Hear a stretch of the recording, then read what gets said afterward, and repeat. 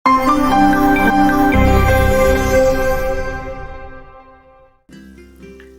Swastiastu. Assalamualaikum warahmatullahi wabarakatuh. Salam sejahtera untuk kita semua. Shalom, Namo Buddhaya. Pada video kali ini, saya akan memaparkan tentang koneksi antar materi modul 2.3 tentang coaching untuk supervisi akademik. Perkenalkan, Bapak fasilitator saya adalah Ike Takbirte dan Ibu pengajar praktik saya adalah Niwayan Listiawati dan saya sendiri adalah Nyoman Sri Astini, calon guru penggerak Angkatan 10 Kabupaten Gianyar Bali dari SD Negeri 2 Pupuan. Prinsip-prinsip coaching. Yang pertama, kemitraan. Posisi antara coach dan coachee adalah setara, tidak ada yang lebih tinggi maupun lebih rendah. Yang kedua adalah proses kreatif, ditandai dengan percakapan dua arah, dilakukan untuk memetakan situasi coachee dan menghasilkan ide baru. Yang ketiga, memaksimalkan potensi, ditandai dengan kesimpulan oleh coachee dan percakapan menghasilkan rencana tindakan oleh coachee. Kompetensi inti coaching. Yang pertama, kehadiran penuh atau present. Yang kedua, mendengarkan secara aktif atau menyimak. Yang ketiga, mengajukan pertanyaan berbobot. Alur Tirta. Yang pertama, T. Tahapan awal di mana coach dan menyepakati tujuan pembicaraan yang akan dilangsungkan. Yang kedua adalah I. Coach melakukan penggalian dan pemetaan situasi yang sedang dibicarakan dan menghubungkan dengan fakta-fakta yang ada. R. Mengembangkan ide atau alternatif solusi untuk rencana yang akan dibuat. T. Membuat tanggung jawab atau komitmen atau hasil yang dicapai untuk langkah selanjutnya. Pemikiran reflektif terkait pengalaman belajar. Pengalaman atau materi pembelajaran yang baru saja diperoleh. Materi yang saya pelajari dalam modul 2.3 adalah pengertian coaching secara umum, di mana coaching adalah sebuah proses kolaborasi yang berfokus pada solusi, berorientasi pada hasil yang sistematis, di mana coach memfasilitasi peningkatan atas performa kerja, pengalaman hidup, pembelajaran diri, dan pertumbuhan pribadi dari coachee. Grand 1999. Di dalam modul ini, saya juga mempelajari paradigma berpikir dan berprinsip coaching. Saya juga mempelajari tentang kompetensi inti coaching dan alur tirta sebagai percakapan coaching dan juga supervisi akademik dengan paradigma berpikir coaching. Emosi-emosi yang dirasakan terkait pengalaman belajar. Dalam pembelajaran modul 2.3 ini, ada rasa senang dan bahagia yang saya rasakan karena saya mendapat ilmu baru dalam coaching. Selain itu, saya dapat membedakan antara coaching, mentoring, training, counseling yang dulu saya pikir adalah sama, ternyata salah. Saya juga merasa sangat excited karena mendapat pemahaman supervisi akademik yang baik dan menggunakan paradigma berpikir coaching, sehingga saya merasa percaya diri ketika saya diberikan tugas untuk melakukan supervisi kepada rekan sejawat di sekolah saya. Apa yang sudah baik berkaitan dengan keterlibatan dirinya dalam proses belajar? Saya belajar mempraktekkan coaching dengan menggunakan alur tirta. Saya mampu mempraktekkan menjadi pengamat dalam praktek coaching yang dilakukan oleh teman saya. Saya juga dapat belajar mempraktekkan supervisi akademik dengan paradigma berpikir coaching. Apa yang perlu diperbaiki terkait dengan keterlibatan dirinya dalam proses belajar? Setelah mempelajari modul ini, saya berpikir ternyata masih banyak keterampilan yang perlu saya tingkatkan dalam keterampilan menjadi seorang supervisi akademik atau coaching. Saya harus berlatih dalam melakukan coaching. Penggunaan pertanyaan berbobot merupakan penentu bagi coachee untuk menemukan solusi permasalahan berdasarkan hal ini. Saya berkeyakinan bahwa pertanyaan berbobot itu memotivasi coachee untuk berpikir kreatif dan memaksimalkan potensi untuk mengembangkan dirinya. Dengan demikian, Apabila saya mendapatkan keterampilan yang baik dalam coaching, maka dapat meningkatkan kualitas pembelajaran di sekolah sehingga saya dapat mewujudkan keberpihakan pada murid dalam pembelajaran. Keterkaitan terhadap kompetensi dan kematangan diri pribadi. Dengan mempelajari modul 2.3 ini, saya merasa ingin memiliki sebuah keterampilan yang baik dalam coaching. Coaching ini nantinya akan menjadi hal yang sangat berguna dalam proses pembelajaran, baik coaching dengan murid, rekan sejawat, supervisi akademik, serta coaching di bidang lain. Sehingga memiliki keterampilan coaching yang baik sangat bermanfaat bagi diri sendiri dan orang lain. Keterkaitan terhadap kompetensi dan kematangan diri pribadi. Dengan mempelajari modul 2.3 ini, saya merasa ingin memiliki sebuah keterampilan yang baik dalam coaching. Coaching ini nanti akan menjadi hal yang sangat berguna dalam proses pembelajaran baik coaching dengan murid, lagi ya. Analisis untuk implementasi dalam konteks CGP. Memunculkan pertanyaan kritis yang berhubungan dengan konsep materi dan menggalinya lebih jauh.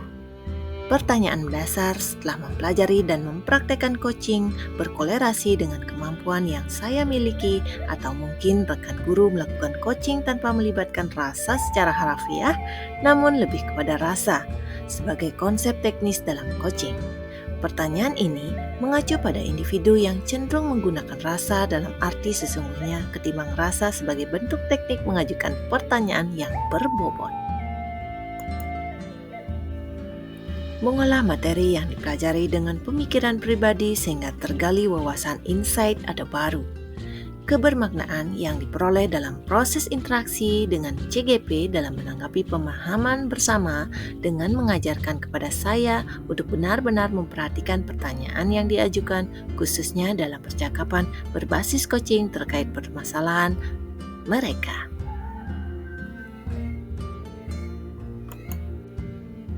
Menganalisis tantangan yang sesuai dengan konteks asal CGP baik tingkat sekolah maupun daerah.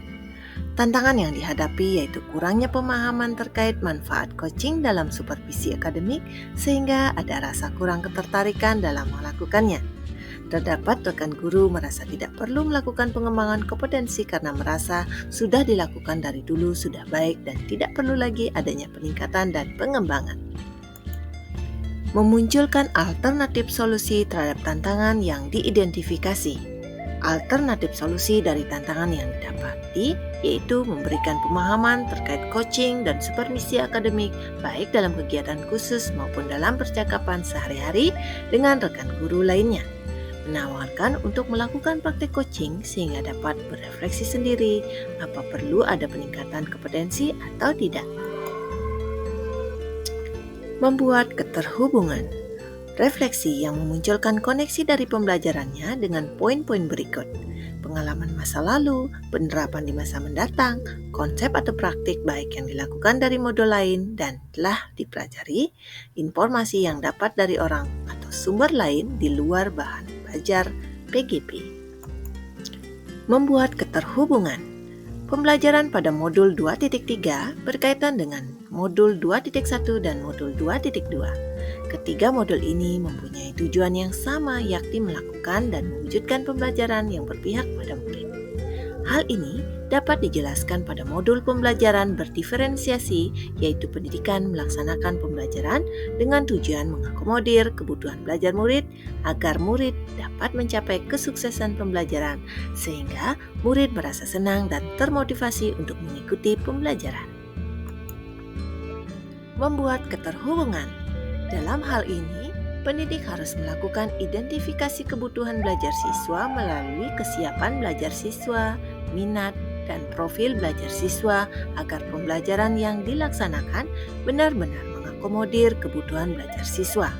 Sedangkan dalam proses pembelajaran kompetensi sosial dan emosional, pendidik dalam melaksanakan pembelajaran bertujuan untuk menciptakan lingkungan pembelajaran yang aman, nyaman, sehingga murid dapat meningkatkan kompetensi akademik dan kesejahteraan psikologisnya. Pada modul ini, pendidik membelajarkan murid agar dapat memahami dirinya, mengelola emosinya dengan dengan rasa empati, kesadaran sosial, adanya hubungan baik, keterampilan berelasi, dan pengambilan keputusan yang bertanggung jawab.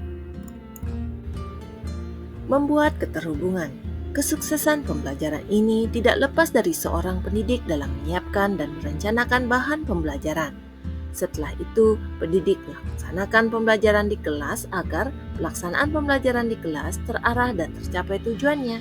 Maka diperlukan adanya supervisi akademik. Dalam kegiatan supervisi ini, memerlukan keterampilan coaching yang baik karena dengan coaching ini nanti dapat mengembangkan potensi dan coachee dapat menemukan solusi dari permasalahannya. Dalam pembelajaran, baik murid ataupun guru pasti akan mengalami sebuah permasalahan.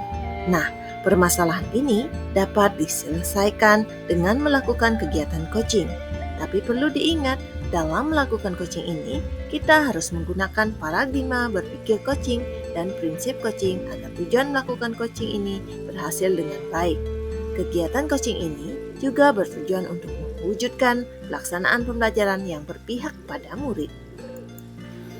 Dalam konteks pendidikan, keterampilan coaching perlu dimiliki oleh pendidik agar dapat menuntun murid mencapai tujuan hidupnya baik sebagai manusia dan anggota masyarakat. Sistem AMONG menjadi sebuah kekuatan yang untuk memberikan semangat yang menguatkan keterampilan komunikasi guru dan murid dalam menggunakan pendekatan coaching. Membuat keterhubungan yang terakhir. Berdasarkan penjelasan tersebut dapat disimpulkan bahwa ketiga modul tersebut berkaitan erat dengan filosofi pemikiran Ki Hajar Dewantara, bahwa tujuan pendidikan itu menuntun tubuhnya atau hidupnya kekuatan kodrat anak sehingga dapat memperbaiki lakunya.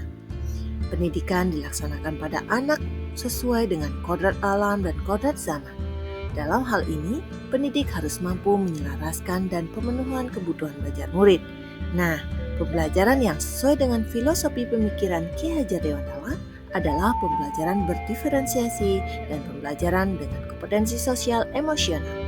Dan untuk mengontrol agar pembelajaran ini terarah untuk mencapai tujuan, maka dilakukan coaching dalam supervisi. Dengan coaching dalam supervisi akademik akan menghasilkan aspek keterampilan, aspek pengetahuan, serta kualitas pembelajaran. Pendidik akan termotivasi untuk mengembangkan motivasi yang paling penting adanya komitmen dari guru untuk menjadi pembelajar sejati. Demikianlah pemaparan dari saya.